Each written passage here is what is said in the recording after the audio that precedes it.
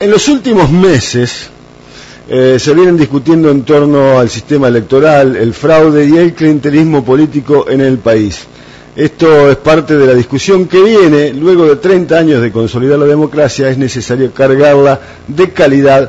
Sin calidad no hay verdadera democracia. Bueno, estas son afirmaciones de un artículo del licenciado Gustavo Damián González, quien tiene alguna teoría también de la cancha inclinada, que vamos a estar charlando con este tema que es de crucial importancia, sobre todo teniendo en cuenta las elecciones que se estarán cursando en este mes que ya está en curso. Bueno, estamos en comunicación con el licenciado Gustavo Damián González, es profesor, es escritor, es politólogo, a quien agradecemos mucho estos minutos. Licenciado González, ¿cómo le va? Buenas tardes. Sergio Gallego lo saluda.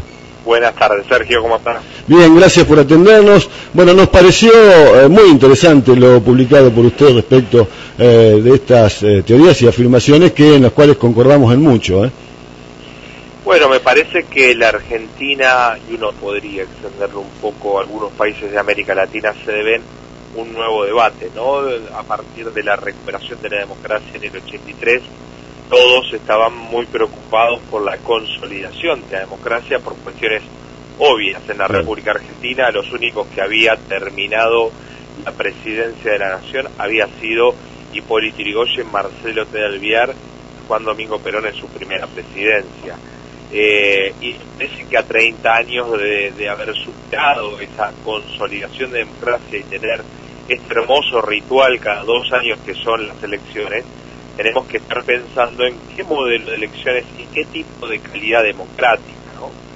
Y lo que digo es que independientemente o más allá de ver lo que sería, lo que yo hablo de la frutilla del postre, que es las dádivas, el clientelismo, por supuesto existe, pero que eso es la frutilla del postre, pero nos hace ocultar el postre. Y el postre tiene que ver con que cada vez más en la Argentina tenemos el síndrome de la cancha inclinada. Sergio, para que usted lo entienda y el que lo entienda los que están escuchando, es como que usted juega el metegol y su contrincante tenga un arco a 1 metro de altura y el suyo está en el piso. Para hacerle un gol tiene que hacerle un gol muy fuerte. Claro. En la Argentina no hay diferenciación entre Estado, gobierno, partido político y persona. Parece que persona, gobierno, partido político y Estado son la misma cosa, y esto es el problema central. Acá es donde apunto yo. ¿Por qué? Porque si usted mira todas las elecciones que hubo provinciales en los últimos meses, desde ahora, desde el proceso electoral, en todos los casos, excepto el caso Mendoza, todos ha ganado los oficialismos. Permítame una corrección ahí. Mendoza y Tierra del Fuego, estaba mirando el artículo, Tierra del Fuego también ganó el Frente para la Victoria, estaba por un partido provincial en realidad, son las dos provincias. Sí, y lo que ocurrió en Tierra del Fuego es que la gobernadora saliente se había asociado al Frente para la Victoria. Sí, claro, es cierto. Sí. Así, bueno, digamos, sumamos a esos dos, y si usted mira los 135 municipios de la provincia de Buenos Aires, hay altas probabilidades que cerca de 98 se reelijan. Y esto no es privativo. De hecho, después de la elección salió alguna noticia sobre algunas caídas de varones del conurbano bonaerense. Sí. En realidad son más una excepción que la regla. La regla es que los intendentes se vayan reeligiendo, ¿no? Y esto tiene que ver con todo un andamiaje tanto institucional, con el sistema electoral, bueno, el caso de la provincia de Buenos Aires, con un sistema electoral peor todavía, porque tenemos, por ahí esto es poco radial, ¿no? Pero tenemos un sistema que es único en el mundo, que es el jare con piso, es decir, el que no llega a un piso electoral no mete concejales, no mete senadores. Tal es así que ustedes en la séptima, digamos, la séptima sección electoral, el que gana la elección se lleva todas las bancas en la legislatura bonaerense. Un sistema absolutamente injusto y obsoleto, me parece a mí. Sí, y aparte que... Hola. O tiende a ser mayoritario, a tener predominio de... Lo estamos perdiendo. A ver, licenciado, si logramos recuperarlo. ¿Usted me escucha bien, licenciado? Perfecto. Bueno, a ver si logramos recuperarlo. Lo escuchamos un poco entrecortado nosotros. Sí, dígame. Lo que pasa es que tenemos un sistema en la provincia de Buenos Aires que es el jare con piso. Eso, como usted decía, es viejo, pero aparte tiende a ser mayoritario claro. cuando pensaba hacer un sistema proporcional. Es decir, que el que gana la elección está sobre representado. Todos los intendentes están sobre representados por cantidad de concejales que no le corresponderían por la cantidad de votos que obtiene, pero el sistema electoral es un fraude institucionalizado. Si a esto le sumamos todos los resortes del Estado que maneja un intendente o un gobernador o el presidente, lo que ocurre es que las oposiciones tienen muy pocas chances de ganar una elección. Fíjese, yo para particularizarlo, pero podemos hacer un análisis de toda la provincia de Buenos Aires. Ahí en Saladillo el partido gobernante se alzó con el 67% de los votos. Sí. Yo vengo de Chaco, 22 municipios del Chaco ganaron por el 90 o 93% de los votos. 90 o 93% de los votos. Y esto no tiene que ver simplemente con darle 100 o 500 pesos a una persona para que vaya a votar. Tiene que ver con la relación directa que tiene el Estado con casi todos los hasta trabajos de las personas, ¿no? El intendente en un lugar del Chaco, por ejemplo, la maestra es maestra por la puso en este lugar, la portera también, el médico del hospital también, y así sucesivamente. Con lo cual hay un poder institucional que tiene el Estado que aparte lo gasta en campañas electorales. Para ser presidente de la Nación en la Argentina se necesitan 100.000 millones de pesos, y eso solo lo puede tener el Estado. Para fiscalizar, mire lo que le digo, Sergio, para fiscalizar un municipio como La Matanza, por ejemplo, se necesitan 2.700 personas. ¿Quién puede tener un ejército de 2.700 personas, salvo el que tiene el poder del Estado, con sus empleados municipales, con sus sociedades de fomento, con sus centros culturales? Y eso pasa en casi todos los municipios del conurbano bonaerense. Cualquier municipio mediano necesita una fiscalización de unas 1.000 personas. Entonces, si a usted le suma que no hay diferenciación, por ejemplo, en la provincia de Buenos Aires el color que utiliza es el naranja y el candidato es naranja. La capital federal, el candidato es amarillo. Claro. El Estado es amarillo, el partido político es amarillo y el candidato a presidente se identifica con el color amarillo. A esto le llaman la no diferenciación entre Estado, partido político, persona, ¿no? Por eso nos resulta tan difícil a los docentes enseñarle a los chicos la diferenciación entre Estado y gobierno. Fíjese que hace poco salió un diario de un jardín, una revista para un jardín de infantes, donde le proponían a los niños identificar al Estado en un rompecabezas. La parte de arriba estaba la cara de Cristina Fernández, y abajo estaba su cuerpo.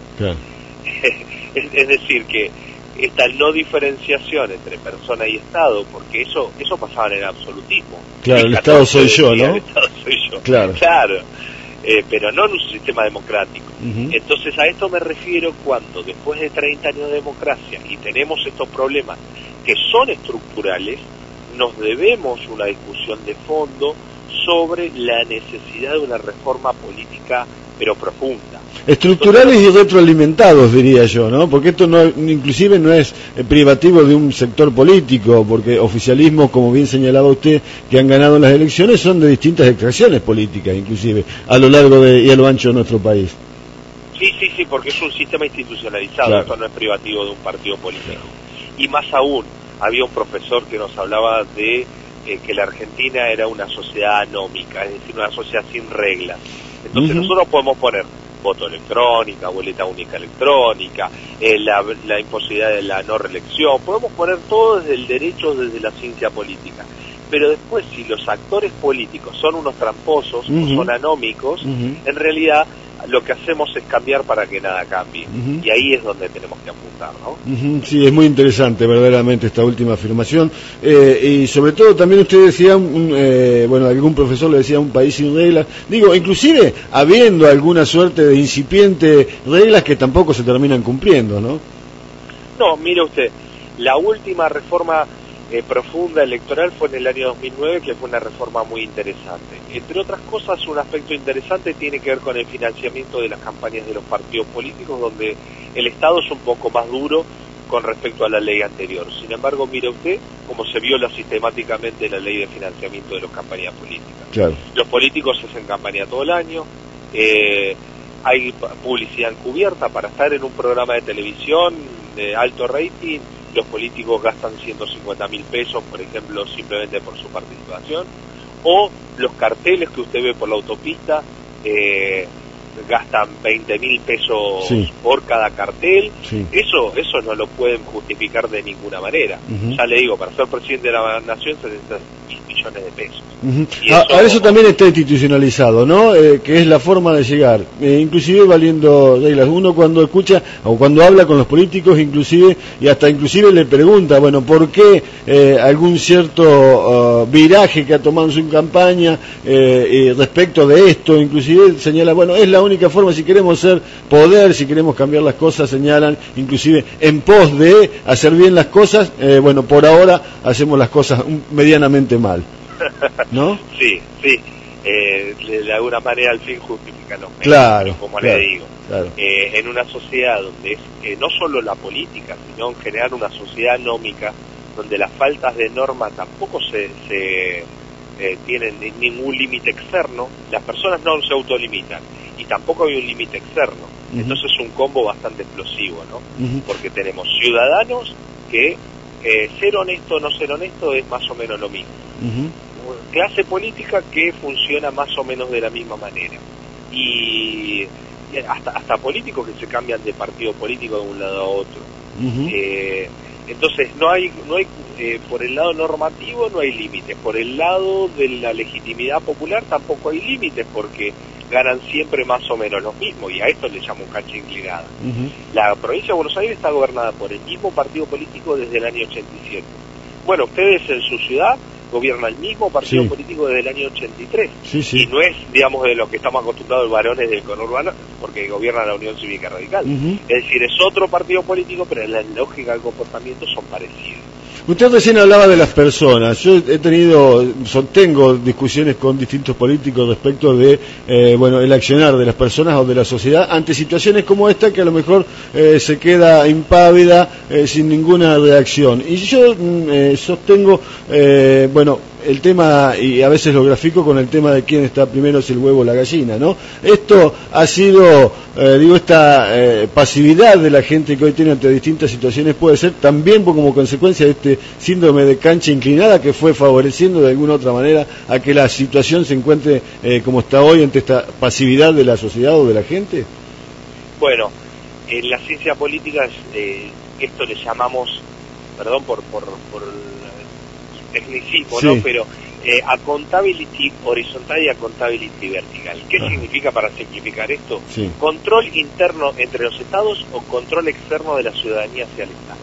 Es decir, cuando vos no tenés, a nosotros nos enseñan desde el primario que tenemos un esquema de separación de poderes que tiene como función estar separados, pero controlarse unos con otros. Lo que no nos enseñan demasiado es el control externo por parte de la ciudadanía. Esto es la accountability vertical. Cuando tenemos una ciudadanía apática, una ciudadanía donde no reclama demasiado, bueno, lo que ocurre es que el avance de los poderes instituidos es mucho mayor, porque no tiene un límite externo. En Tucumán pareciera que la ciudadanía por lo menos se pronunció, salió a la calle y reclamó pensando de que lo que estaban haciendo es que le habían metido la mano en el bolsillo, habían quemado urnas y habían hecho trampa. Bueno, el resultado final, uno puede decir, no fue del todo esperado por la ciudadanía, porque no se anularon las elecciones. No obstante, la elección posterior fue la de Chaco. Y yo le puedo asegurar que en Chaco se muchísimo más de hacer fraude así abierto que en el humano. Entonces, cuando la ciudadanía empieza a poner algunos límites, tiene alguna respuesta en el mediano plazo, ¿no? Pero bueno, la ciudadanía tendría que estar también un poco más informada y un poco más participativa en estos términos, porque se nos va la democracia. No quiero ser exagerado con esto, pero la verdad que la democracia no es votar cada 2 años, es también tener una calidad democrática. Sí, los límites se van corriendo y empiezan a hacerse, verse con cierta normalidad cosas que no la tendrían que ser, ¿no? Eso Eso, mire, yo fui observador en varias provincias de la Argentina. En La Rioja, Tribunal Electoral. Cuando espantado empecé a hacer denuncias sobre la compra de votos, sobre entrega de alimentos y colchones en la propia municipalidad el mismo domingo de la elección, el máximo tribunal de La Rioja. Bueno, esto es parte del folclore. Entonces, esto es cuando se naturaliza algo que es ilegal. O sea, y es esto, cuando uno naturaliza la compra y venta de votos, cuando uno naturaliza que en una elección se roben las boletas. En la provincia de Buenos Aires, ¿por qué no hay boleta única electrónica? Simplemente porque el partido mayoritario, como tiene la capacidad de fiscalización, roba las boletas de los otros y hay una pequeña trampa más que se le agrega a esto. Claro. ¿Esto le hace ganar la elección? No. Y esto es lo que yo digo, eso es una frutilla, la frutilla del postre. Lo que hay que mirar es el postre. Ahora, la dificultad no cuando llega la parte de la instrucción, cuando en teoría se explican las cosas o se instruyen, yo me imagino los chicos que son educados y se instruyen respecto de división de poderes y de distintas situaciones, y cuando en la práctica al otro día ven que es completamente distinta, ¿no? Sí, bueno, porque es verdad que esta idea de la separación de poderes es más abstracta que real. Pero lo cierto es cuando no hay ningún tipo de límites, porque una cosa es decir, bueno, esto que aprendimos de los manuales del Poder Ejecutivo, Poder Legislativo, Poder Judicial, no se da en la práctica, pero cuando los propios actores lo que hacen es violar inclusive las propias normas, digo, claro. Una Presidenta de la Nación que, por ejemplo, utiliza de manera muy arbitraria la cadena nacional para hablar 1 hora y media, y esto es un poco cuando se vulneran las normas. O mirar fútbol para todos y que haya publicidad sistemática del Estado, gobierno, partido político. Cuando se utiliza, por ejemplo, que haya en una municipalidad que diga que tenga el apellido del intendente. O sea, eso en cualquier más o menos serio sería indigno, sería producto de un juicio. Porque el camión de la basura o un cartel de una obra pública es una obra de Estado, no de persona. Mire, le cuento una anécdota. Sí. Estuve en Uruguay en los 40 años del Frente Amplio. En ese momento el Pepe Mujica era presidente de la Nación, y en el acto del Frente Amplio Pepe Mujica fue a saludar a las autoridades del Frente Amplio, que es su partido político, a saludar. Pasó, saludó y se fue. Los medios de comunicación lo destrozaron, y con razón, porque él es jefe de Estado, no es jefe de un partido político, no puede ser de un partido político. Una vez que usted le da la banda presidencial con la bandera del país, es jefe de Estado y jefe de gobierno, se debe olvidar de su partido político. Ya no representa el partido político, representa a todos los argentinos en este caso. Entonces, esto es lo que no ocurre en ninguna de las esferas. Claro. Cada vez que alguien gana una elección, va el propio presidente y sus ministros a ir a un acto partidario.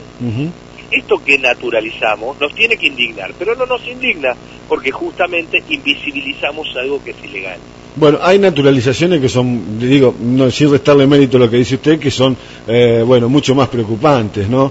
Cuando vemos impávidos muchas veces actos de corrupción, que en este país también llama la atención cómo algunos casos resuenan más que otros, que seguramente tienen que ver con los medios, algún mea culpa de todo esto, ¿no? Entre otras cosas, no como único factor.